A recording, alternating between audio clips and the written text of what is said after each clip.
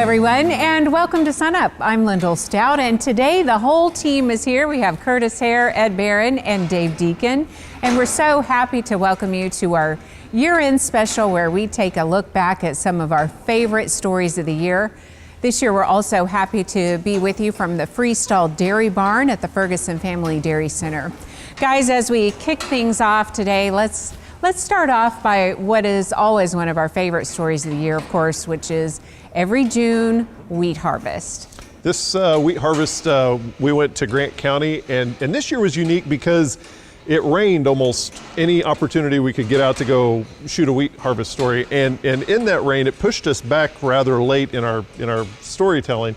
And one of the cool things about this wheat harvest, this was actually Ed's first wheat harvest to go out and climb up on the combine, and was it everything you thought it'd be? Everything and more. It was very, it was great to be out there in the field. I remember it was really windy, but I mean, it was my first time riding a combine too, but it was a lot of fun to do. Me right now, anything under 13. With his son Waylon in tow, Lyndall Vanneman says this is his happy place. That is my home. There's no place I'd rather be than in a combine. I've been that way since I was my boy's age. Since I was 3 years old, I rode in a combine with my granddad. Lyndall knew then he'd be a farmer, first inspired by his great-grandmother. Her now centennial farm eventually became his.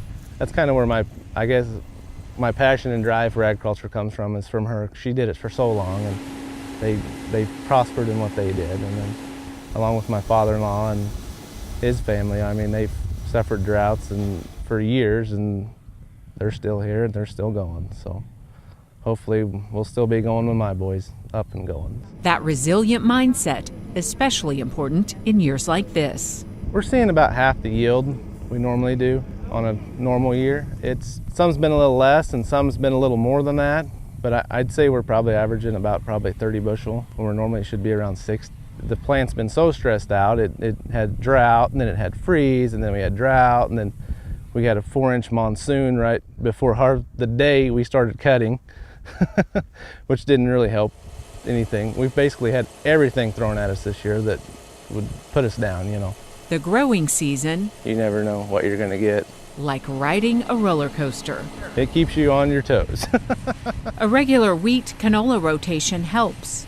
We try and do not quite 50-50. We normally have more wheat acres than we do canola. It cleans it up, it gives you more chemical rotation so you can kill rye and keeps your wheat filled, plus the yield. The second year after wheat has been phenomenal for us. Thank goodness for better prices right at harvest, not to mention technology. As you can see, the yield's climbing just a little bit in there. It bumped it up. Yeah. Lyndall's used GPS in his combine the past 2 years. Every row, precision cut. A monitor reports real-time changes in yield, moisture, and other data, so he can make immediate adjustments. Waylon, who turns 4 next month, is his #1 helper. Can we like it's the spins around like? He has been in a combine since he was born. I mean, he's had to ride in one here, he's rode in one up north. He's lived in that thing as well as I am, and most of the time he wants to be out here too. If we're combining, he's combining on the floor. I mean, he's got toys. There's combines and tractors on the back of the pickup. There's combines and tractors in the combine. Important time together for father and son, beginning lessons about farming and likely something much greater. If I can farm and I can do my best at doing it, then hopefully he can learn from me, and he will do his best, and his children will do the same. And the end result, hopefully, will just be a better world that we continue on with through us and through them and through generations to come, that we can do our best at feeding the world and give it our best shot. Hello everyone, and happy holiday season to you. We appreciate the opportunity to take a moment at this time of year to reflect back on the year that we've had. It's been a very successful year for us in the Division of Agricultural Sciences and Natural Resources at Oklahoma State. We've had a tremendous group of students graduate this spring and go off to exciting futures. And then we began the fall semester with a whole new group of students coming in, and we're very excited about the kinds of things that they're showing interest in, the kinds of opportunities that they're already pursuing. It's a great honor for us to be able to work with each of you in your communities, on your farms, with your families, to really be of assistance to you and to fulfill our land grant mission of bringing the knowledge of this resource out to you where you can put it to work in your everyday lives. So at this time of year, we again appreciate that opportunity to work with you. We thank you for being a part of our family, and we look forward to a bountiful year ahead for you and for all.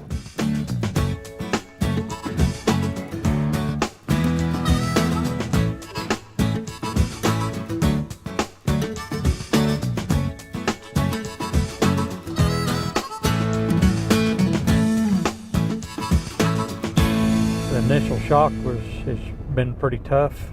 A lot of these guys that we're going to drive through some of these areas, these guys have lost half to 3/4 of their cow herds, and I know that's pretty tough.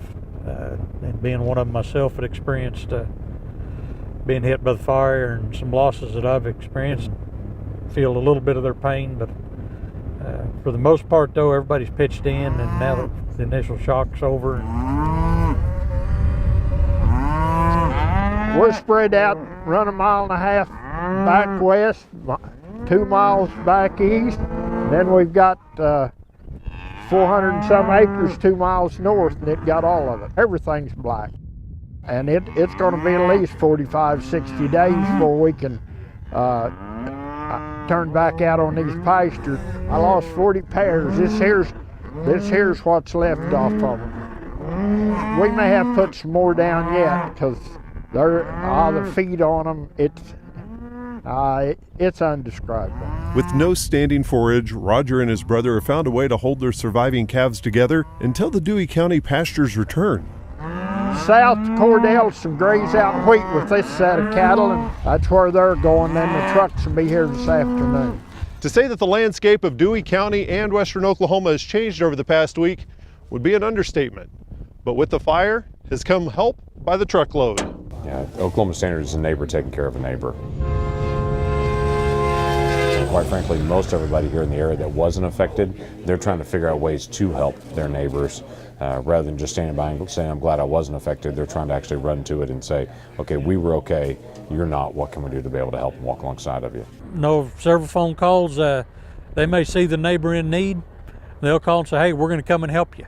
And that's the type of people we're dealing with here, and you see them really band together in times like this. They're in it for the long haul. They're going to be tough. Much of the early help came from neighbors down the county road, and now help is starting to pour in from hundreds of miles away, from people they've never met. 2 ranchers made the 2.5-hour trip from Englewood, Kansas, loaded with hay to drop off at one of Roger's neighbors, because they knew what it was like to lose nearly everything. I feel like we owe it to the ag community. March 6th last year, the Starbuck hit us head on. We lost about 15,000 acres, lost 155 cows, so we know what these guys are going through. And the first thing that you need is hay to feed your cows. And knowing that it takes those things for these people to maintain life for the next, whether it's 5-6 months or the next year, to survive, to get into the next calving season, get into the next cropping season. And so if it wasn't for people sending all these donations from all over the state or all over the United States, it'd be really tough for these people to survive. And I don't know how we'll ever repay them. They've been gracious. Some say that we're paying it forward, but technically we're paying it back. As we shot this story on Friday, April 20th, the skies were getting dark. Not because of smoke or blowing ash, actually because rain was moving in from the Texas Panhandle. Since then, you can see much of the area has seen over an inch of rain, which has not only helped raise forage, but also raise spirits. It's really hard to hear from people who have lost pretty much everything, but my goodness, that Oklahoma Standard is amazing to witness. Yeah, it's just another example how the Extension family can come together and help out those in need. Yeah, and it was really great to see all those semis coming with all the hay donations, and really helped build the community back up with all their donations. And one of the interesting things about that, whenever we shot the follow-up story on that, as we were leaving Dewey County, there were storm clouds coming in, and It was great for the land, but I think it was also great for the people of Dewey County and that part of the state, because it hadn't rained a substantial amount in quite a long time. So to go through a disaster like that and to have that relief, it was recharging for the land, but it was also recharging for the people. Definitely was. Another story that really touched our heart this year was the special clovers piece, and Dave, you were really there for that one. It was a great story to tell about some Oklahoma 4-H'ers with special needs. They got the opportunity to have an overnight camp and make some new friends. This is our second 4-H Special Clovers, and it is a camp for 4-H members that we have Clover Buddies. We had 45 4-H members from across the state apply to be a 4-H Clover Buddy, and they just serve as a mentor, friend, and buddy to their camper. This year we have 9 campers that are joining us, and they're 4-H members from across the state. Matt, is this your first or second year to do this? Second. A second, yeah. They might participate in a day camp, but for many of the campers, being away from home for 2, 3, 4 nights is difficult. But this camp allows them the opportunity to come, and maybe their parent is going to stay with them. Maybe it's for some of them the very first time that they've ever been away from home without their parent. This is Matt. Hi Matt. His favorite color is orange. He likes OSU. I show sheep and livestock, and I love my family. The Clover Buddies come from all over the state, and they're not necessarily young people that we see at every 4-H event we do. I think it's a great opportunity for people to come and help, and for them to learn about other people and how we're all different, but we all want to reach the same goals. To me, the elite group of Oklahoma 4-H'ers to come and hang out with some really special kids, with some really just cool teenagers. What all did you pick up? But we can't play kids with us. Really? And just to see them come together the first day, there's no eye contact. The camper's not really sure. They have not gained that trust. And by the time they're ready to go home, it's hard to leave that Clover Buddy who's been that buddy pal and just your confidant here throughout the camp. So it's really a magical thing just to see those relationships grow. Special Clovers Camp is just one of the many opportunities that 4-H brings, and I think everybody should have the option and opportunity to be here, whether it's from my point of view or Matt's. We've always had the motto to make the best better in 4-H, and that's really what we're doing here for these campers.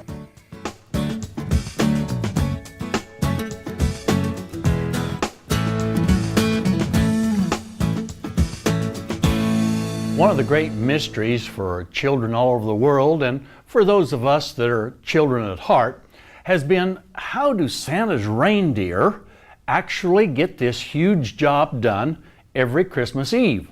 How do they make it all the way around the world delivering toys to all the good little boys and girls? Well, we have looked up some facts about reindeer that have helped me better understand how this can happen. First of all, we know that they're ruminants.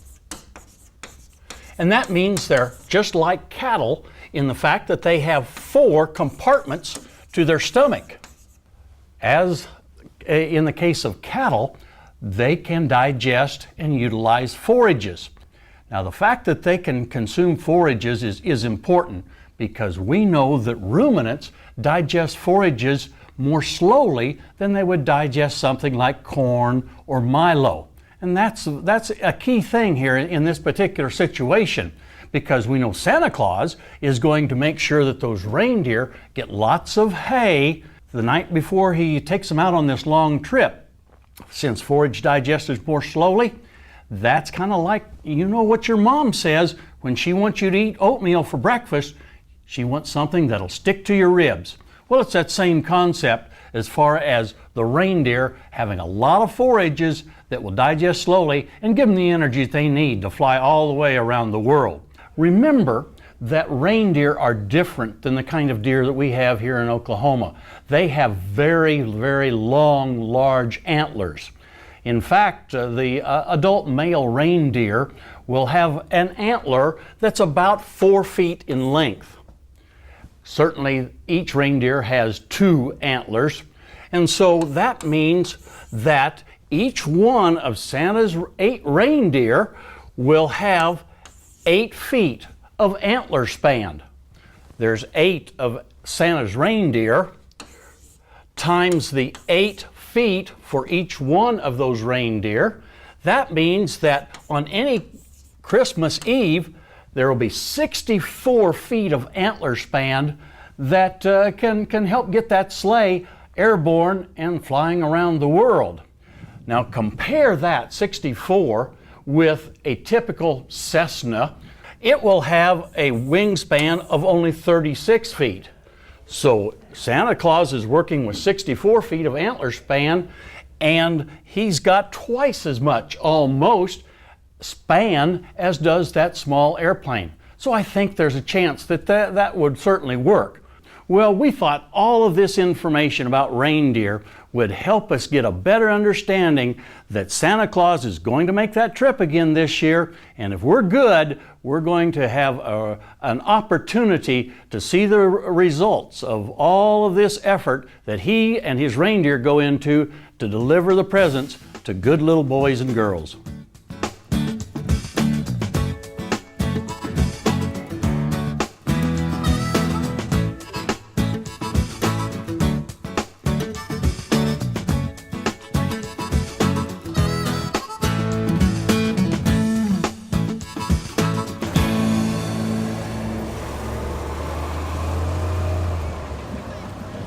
Like a lot of students at Oklahoma State University, Stephen Facconi and Kevin Osborne are full speed into the routine grind of college life.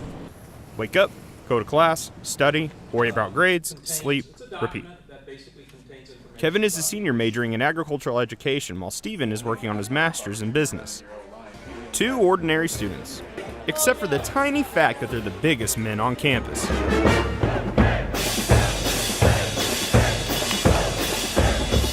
I didn't know Pete was actually a college student. You know, it's kind of funny. We always talk about how many picture frames we're in people's houses that we don't even know. If you didn't know, there are 2 Petes working a football game.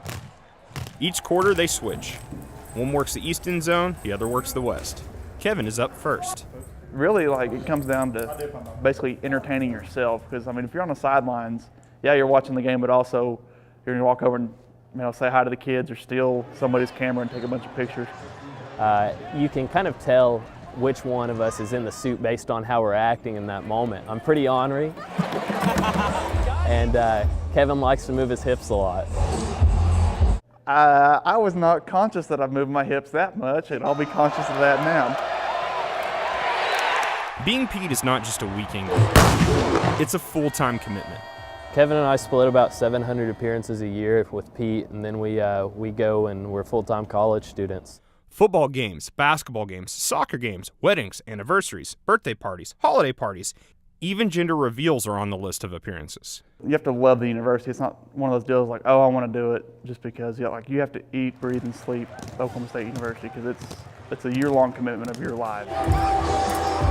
Most universities have mascots, but it's different here at OSU. It's like Pete is the university, and the university is Pete. And this year marks an important milestone. It's been 60 years since the legendary Frank Eaton was immortalized as OSU's mascot. Pistol Pete is really the symbol of OSU. It's probably the most visible symbol we have. He's certainly one of the most beloved mascots of any university in the country. But he has become, over these 60 years, an integral part of the image of Oklahoma State University. Stephen is the 88th Pete and Kevin is the 89th. 89 Petes may sound like a lot, but over 60 years, it's a relatively small club. Being able to share something with a few select number of guys that have done this over the years. You go to other schools, like at OU, for example, they have 14 people every year. So it's kind of that tradition and kind of brotherhood. The students that portray Pistol Pete are always some of the most outstanding students we have. And this year, they're both from the College of Agricultural Sciences and Natural Resources. And They do a tremendous amount of work, and they're kind of everywhere. That's why you need 2 of them. We probably need 4 of them, really. Imagine what you're like when it's like 90 degrees. It's not any different than a hayfield. While the role Stephen and Kevin play is a fixture for the university, I'll take them both. they're also part of another OSU tradition, agriculture. My dad raises wheat, cotton, alfalfa, Bermuda, and we raise cows. And then my brother and I started our own farm a couple years ago where we grow the same commodities and market those. Kevin's grandfather was an agricultural professor at OSU, and growing up in Tuttle, Kevin's dream was to one day become Pistol Pete. I was up here on the weekends with my grandpa. I'd always see Pistol Pete plastered everywhere, pictures, posters, just everywhere. I thought, man, that's the coolest thing. Growing up in Ada, Stephen never thought he'd want to leave Pontotoc County until he took a trip up to the university with his FFA chapter. After getting his undergrad in agricultural education, he met a former Pete and went for it. What was cool about Kevin and I is that neither one of us are in Greek life.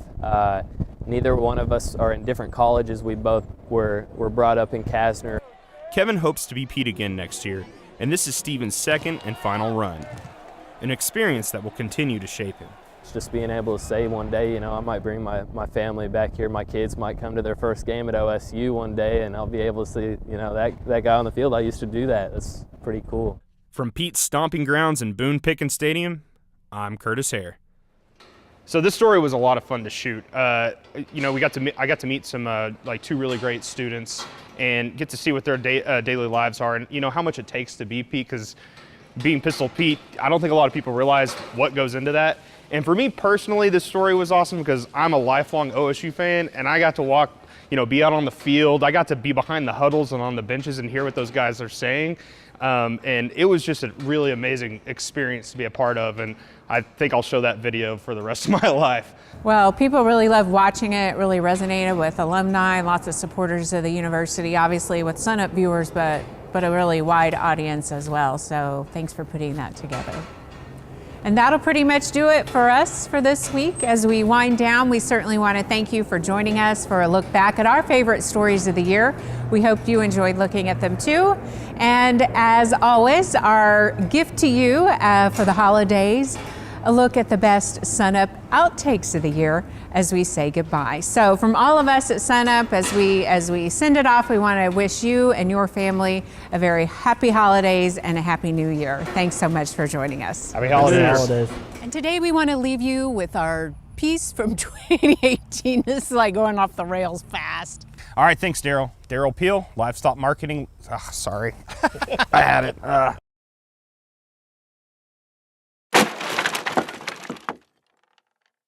Alrighty, thanks, Chris. Sure. If you'd like any more information. I have been on vacation 2 weeks, so I may be a little rusty getting back in the groove. You couldn't be as rusty as me. Okay. USDA, sorry. Those pretty yellow flowers are growing. Do that one more time. Let's go again. Let's go again. We're always hearing about exports and what that means for the U.S. And so, Daryl, who exactly do we export to? Well, in terms of beef exports, sorry, I'm supposed to be looking at you. I don't know why. I was wondering what he was going to turn. It's lost their market in the Asian countries and Indonesia. Yeah, that's my memory. There's Afghanistan. Throw them in there. Who else? Pretty low key right now compared to what you might see in other years. Oh, we're going, aren't we? Yes, we are going, but we can start over. Yeah. Yeah, I wasn't exactly sure if that was. I'll be crawling up my arm. Oh, goodness gracious! Oh, there we go. All right, done. A lameness issue. Go. The first of several that we're thinking about as a. I have the sun reflecting, all the time, so I'm used to it. So bright, your mom always called you Sonny? Mm-hmm. No, I'm talking about what says. So I was having a discussion actually with Nathan Anderson. Oh, sorry. God, are you okay? Are you okay, man? No, that's fine. Okay. Okay. For a link to all of that, go to our website, sunup.okstate.edu. And this is where I'm going to say thank you, David. That's fine. Yeah. It is that time of year where we get those timely rains and those timely bumps in the price of wheat. Kim, we had one of those. Is that good? Really? We're going to have a fencing demonstration. So the fencing with the swords and all that. Not that kind of fencing. Electric fencing. Oh wow, boy! Now there's an Olympic sport.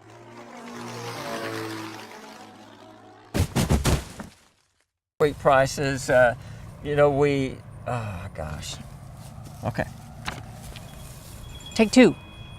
Oh, an alarm's going. Yeah. Do you need to get that? Hello. With all the rain, I had it Maybe we should perfect. just stick with the first one. No, it'll take. As soon as I get it going. We need to be doing in this pasture. Okay. You got to let me ask you questions. I am sorry. Okay, this is not a class. There we go. Soon enough, planters will be moving. You're getting some noise there against your jacket there, Brian. Gonna go home and have some hot dish. Well, ask your questions. I'll give you my answers. We'll see what happens. It'll make us look good. He does. Yes. He always makes us look good. Yeah, he's the man. He is. If anybody asks who the man is, I point at that guy. I say, Okay. Ed's the man. Either way, I think they taste great. So let's have one. I do too. Okay, thanks a lot, Danny.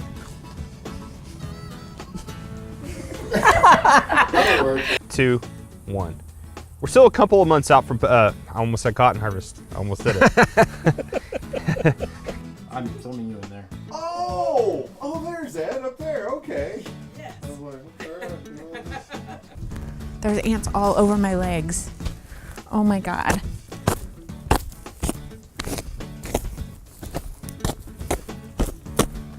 I thought I felt them like in an arabesque. Yes, I want to know. I do not know. Please show me. Oh, you're just grooving.